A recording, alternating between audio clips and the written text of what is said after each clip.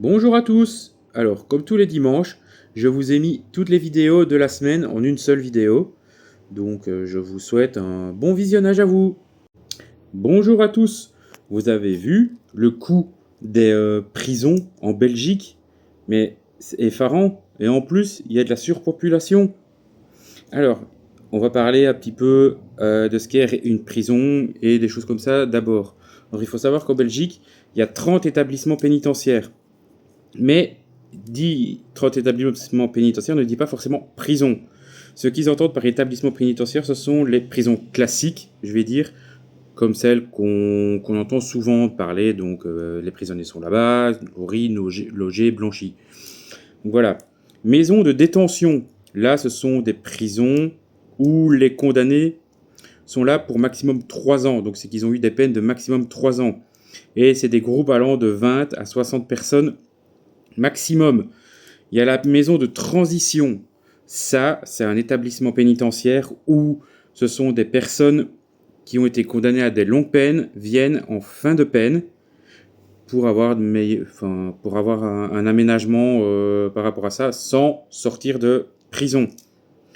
Il y a les établissements dits sociaux. Ça, ce sont pour des personnes qui ont des troubles psychiatriques et qui ont commis des infractions. Il y a, voilà, c'est un peu les 4 types de prisons en Belgique. Alors, le coût de tout ça, c'est de 714 millions d'euros. Ceci est géré par le SPF Justice, comme tout ce qui est les tribunaux, et tout aussi, c'est géré par ça. Il faut savoir qu'en Belgique, on a une capacité officielle de 11 296 places au 27 janvier 2026. Donc le chiffre que je vais vous donner aura pu augmenter ou diminuer. Parce que là, je parle du 27 janvier de cette année 2026. Il y a 13 470 détenus en Belgique, ce qui fait un taux d'occupation de 117% dans les prisons. Bien sûr, c'est 117% pour l'ensemble du territoire. Il y a des prisons où ça monte, que j'ai vu dans mes recherches, certaines prisons comme Mons et tout, ça peut monter à 140% d'occupation. Sur l'ensemble des détenus, là, il a été relevé par des instances et tout, qu'il y a 545 détenus qui dorment sur des matelas. Donc voilà, la Belgique ferait partie des 6 pays qui a le plus de surpopulation carcérale. C'est voilà, un petit pays comme le nôtre qui a une surpopulation carcérale et qui fait partie en plus des pays qui en ont le plus. Mais bon, c'est au niveau européen, hein, pas mondial. Donc voilà, ici dans les coûts des prisonniers, je vais vous donner les chiffres par jour, par semaine, par mois, pour 1 an, pour 5 ans et pour 10 ans. Il faut savoir que là-dedans, il faut reprendre tout en compte. Donc la nourriture qu'ils ont, les salaires des gardiens, des divers travailleurs dans les prisons, car il n'y a pas que les gardiens, bien sûr. Hein. Il y a des assistantes sociales, il y a des médecins qui y vont, il y a des infirmières, infirmiers aussi. Il y a plusieurs types de métiers qui font là. Donc par jour, c'est 170 euros et 55 centimes. Par semaine, on est déjà à 1194 euros. Par mois, on est à 5187 euros. Par an, on est à 62 250 euros. Pour 5 ans, 311 250 euros. Et pour 10 ans, on monte à 622 500 euros. Tout ça pour un prisonnier.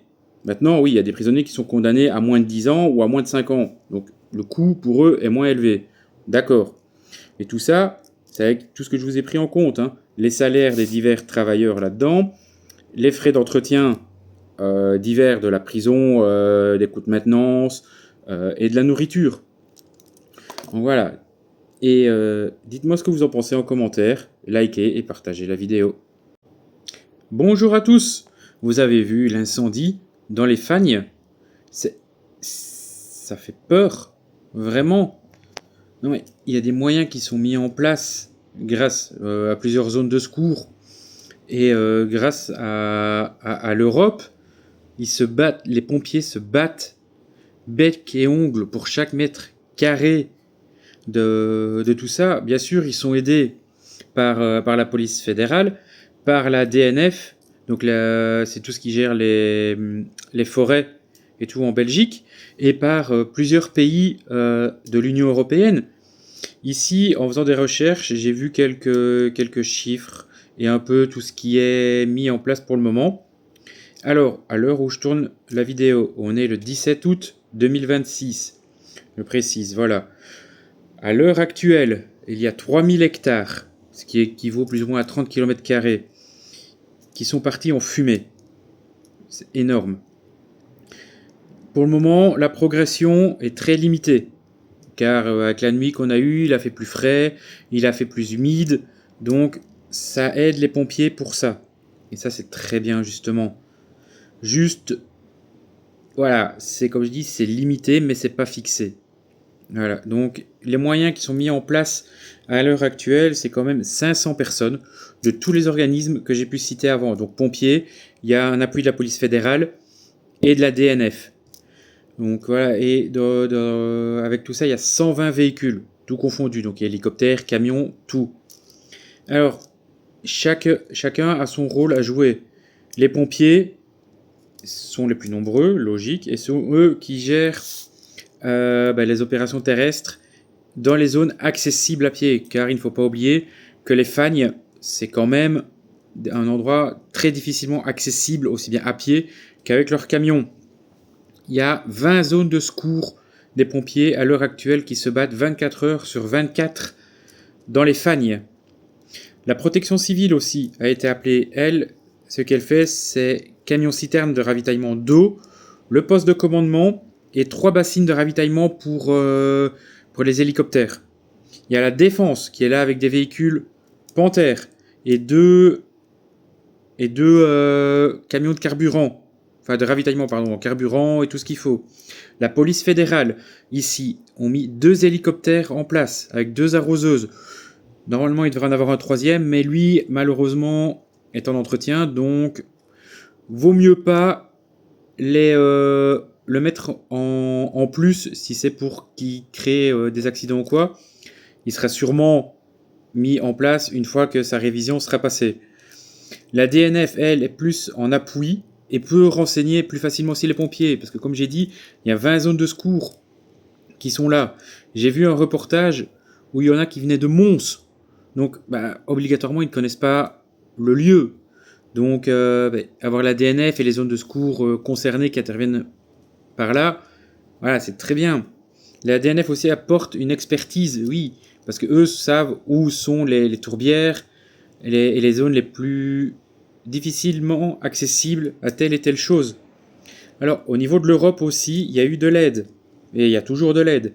Les Pays-Bas ont envoyé un hélicoptère. L'Allemagne, 2 hélicoptères. Il ne faut pas oublier que le feu progresse encore, certes moins qu'au début, mais il progresse encore vers l'Allemagne. Donc l'Allemagne, à voir s'ils vont savoir tenir aussi leur aide. La Norvège a aussi envoyé 2 hélicoptères. La Suède a envoyé 2 avions bombardiers d'eau.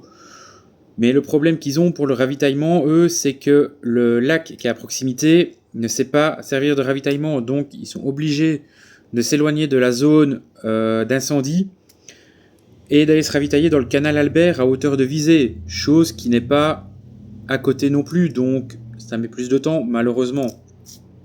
Ici, il y a des décisions aussi qui ont été prises par le gouverneur de la province de fermer le barrage de Peine et de Guilépée, je ne sais pas du tout si je prononce bien, désolé. La N68, la N72 et la N676 sont fermées aussi. Maintenant, à voir si tout ça sera utile. Je pense, à titre personnel, ce qui est très rare dans les vidéos, je le sais très bien, que il pleuvrait, ça aiderait déjà, parce que d'accord, les Fagnes sont dans une zone humide, mais c'est difficilement accessible. Voilà, et en plus des fois le feu reste sous terre et peut repartir à n'importe quel moment.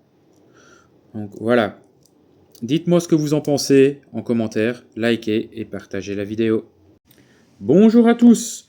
Vous avez vu comment on est taxé en Belgique et comment l'argent est dépensé par rapport à nos taxes, j'ai fait des recherches, mais c'est ahurissant comment c'est dépensé et à quel point on est taxé. Donc ici, dans les recherches que j'ai fait, je suis tombé sur un exemple qui montrait sur 100 euros qu'est-ce qui est dépensé à quel poste. Donc sur 100 euros, on a 32 euros pour tout ce qui est protection sociale, 15 euros pour la santé, 13 euros pour l'enseignement, 13 euros pour les affaires économiques, 2 euros pour la défense, 2 euros pour les logements, 2 euros pour l'environnement, 2 euros pour la culture, sport et loisirs, c'est remis dans le même truc. 1 euro pour diverses dépenses sans spécification. Voilà. Je sais que certaines choses que j'ai dit là sont au niveau du région ou des communautés, mais c'est un ensemble. Voilà. Alors, en termes des taxes et des impôts qu'on a, on en a plusieurs types. On en a sur le salaire. La plus commune, là j'ai parlé sur les salaires bruts, c'est l'ONSS qui a une moyenne de 13,07% sur le salaire brut. Je précise bien. Pour les travailleurs. Maintenant, des taxes où tout le monde est concerné quand même. La TVA. Il y a 3 types de TVA. C'est la 21% sur les produits courants, normal. C'est la 12% sur certains produits et sur certains services. Et c'est la 6%, ça c'est plus pour les choses de première nécessité. Il y a des taxes aussi sur le carburant. Là-dessus, sur le carburant, il y a la TVA qui s'applique, plus des accises en plus de la TVA. Alors, tant qu'on est dans les carburants, on va parler des voitures. Dans les voitures aussi, c'est pas mal. Là, à l'achat, vous avez déjà la taxe d'immatriculation à payer, plus la taxe de mise en circulation. Ça, c'est rien que la première année. Après, toutes les années, vous avez la taxe de circulation, qui est pas mal aussi. Après ça, si vous êtes propriétaire, vous avez le cadastre, qui pour le fédéral est de 1,25%. Après, en fonction de la province et même de la commune de laquelle vous vivez, ça diffère. Le cadastre peut être plus ou moins élevé.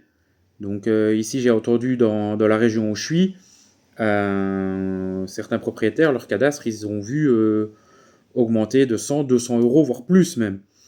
Donc voilà, ça c'est des taxes niveau fédéral principalement. À part que je vous ai dit, pour le cadastre, il y a la province et les communes qui se rajoutent.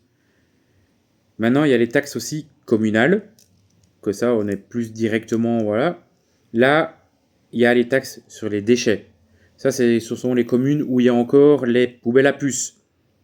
Taxes sur le stationnement. Donc, tout ce qui est les parkings et tout ça, là, où il faut mettre des pièces et tout. D'occupation de voies publiques. C'est le même principe que pour le stationnement. Taxes apparemment sur des immeubles. Taxes pour les commerces aussi. Donc, mais toutes les communes n'appliquent pas forcément toutes ces taxes. Certaines communes oui, d'autres non. Et en fonction de la commune, ça varie. Aussi, ce que j'ai vu, ça je trouve ça aberrant à titre personnel, c'est que vous travaillez toute votre vie, vous payez des impôts toute votre vie, vous payez les taxes aussi, et puis vous décédez, chose naturelle, vos héritiers ont encore des droits de succession à payer. Ce qui est effarant. Vous vous rendez compte, vous travaillez toute votre vie, vous avez acheté une maison, un appartement ou je sais pas, et pour que vos héritiers puissent avoir l'héritage que vous leur laissez derrière, l'État prend encore une partie. Donc voilà, dites-moi ce que vous pensez de tout ça en commentaire, likez et partagez la vidéo. Bonjour à tous. Vous avez déjà essayé d'être indépendant en Belgique, mais il faut pas. Parce que quand on voit toutes les charges qu'ils ont à payer et tout, mais c'est ahurissant, tout ce qu'ils ont.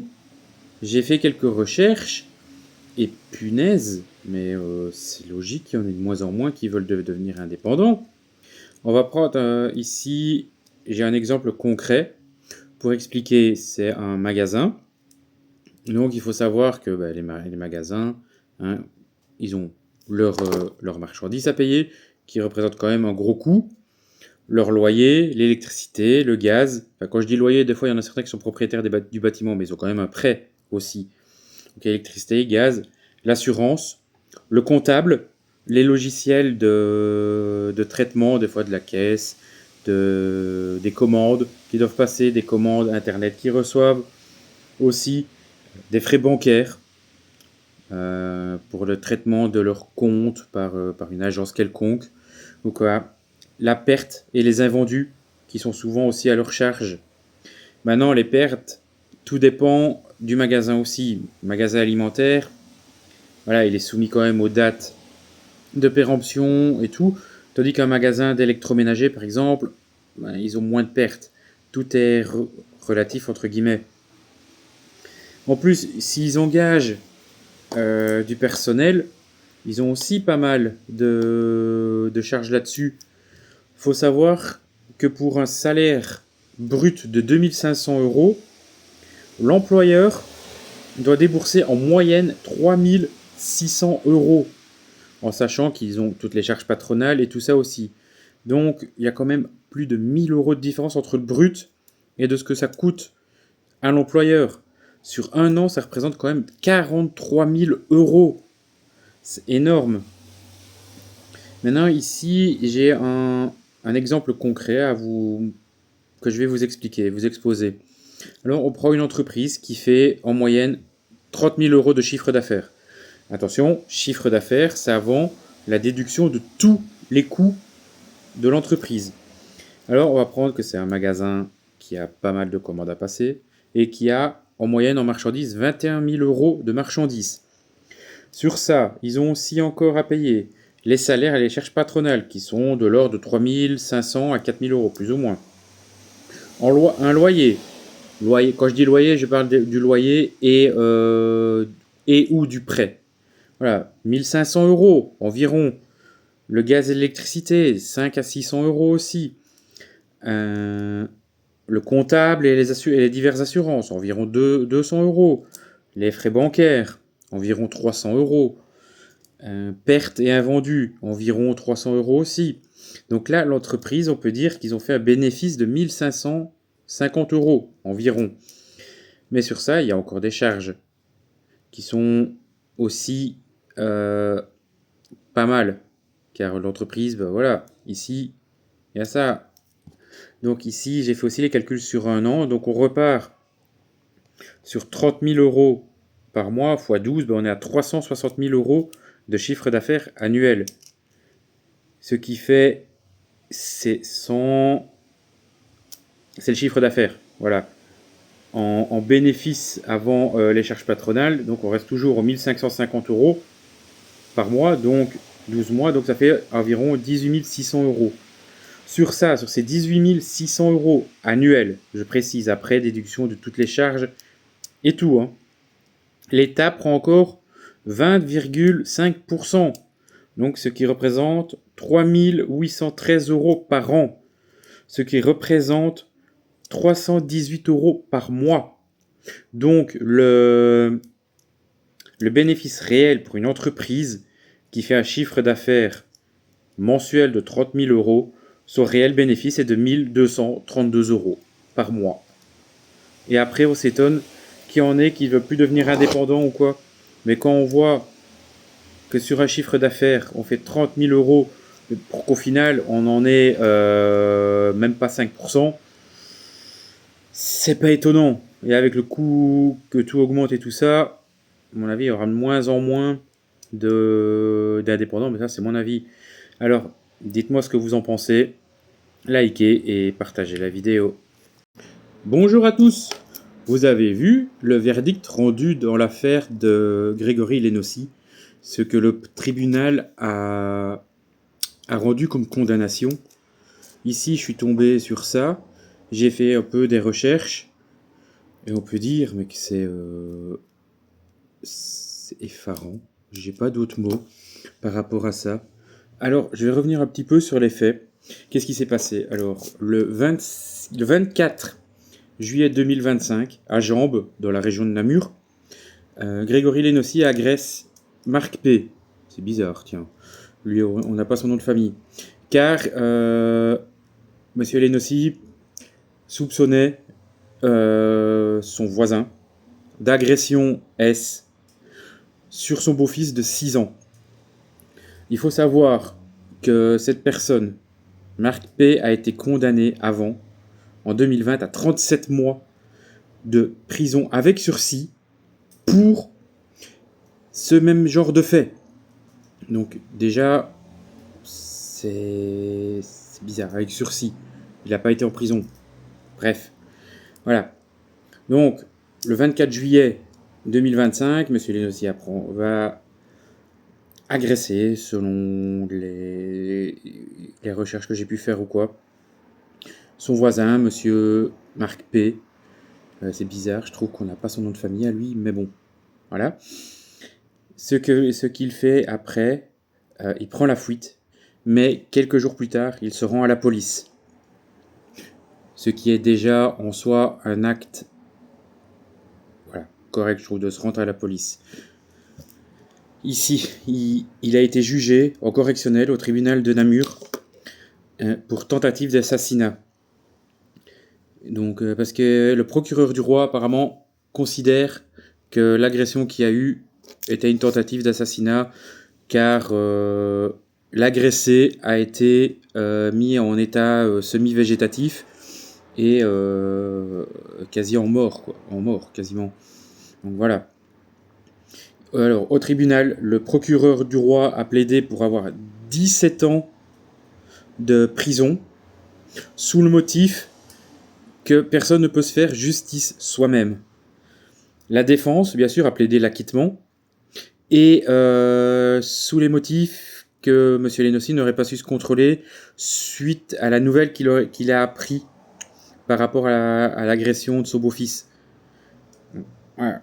Le tribunal a rendu son verdict aujourd'hui, le 20 août, et il a été condamné à 17 ans de prison pour ça. Donc je rappelle, une personne qui a déjà été condamnée pour agression S, a été agressée, bon, voilà, n'a rien, entre guillemets, il a quand même été en état végétatif, et la personne qui a voulu défendre son beau-fils finit avec 17 ans de prison. Mais je me demande où va la justice par rapport à ça. Alors dites-moi ce que vous en pensez en commentaire, likez et partagez la vidéo.